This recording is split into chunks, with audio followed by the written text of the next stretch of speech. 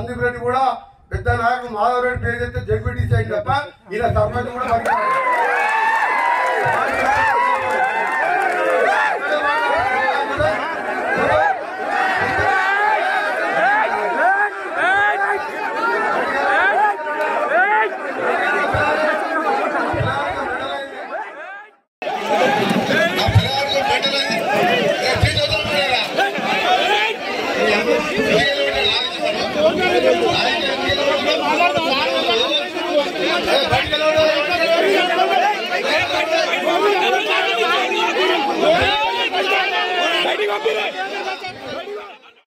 బీవీనగర్ మండల్ గూడూరు గ్రామంలో జరుగుతున్న ఈ అభివృద్ధి కార్యక్రమాల ఓపెనింగ్ కార్యక్రమం ఉందో ఆ కార్యక్రమంలో మంత్రి గారిని నేను ఒకటే విషయం అడగడం జరిగింది.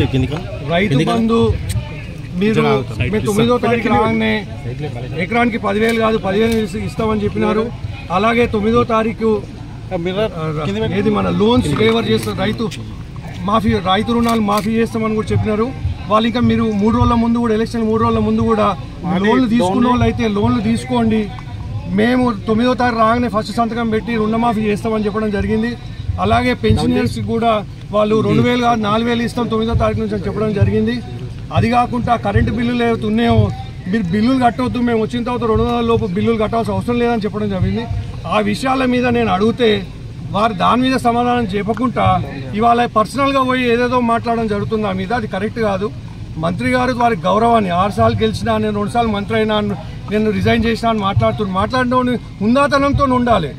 చెప్పగలిగితే అడిగిన ప్రశ్నలకు సమాధానం చెప్పాలి, కానీ చిల్లర మాటలు మాట్లాడి పర్సనల్గా పోయి మాట్లాడడం కరెక్ట్ కాదు. నేను ఆయనను ఎక్కడ పర్సనల్గా మాట్లాడలేదు, పర్సనల్గా నిందించలేదు.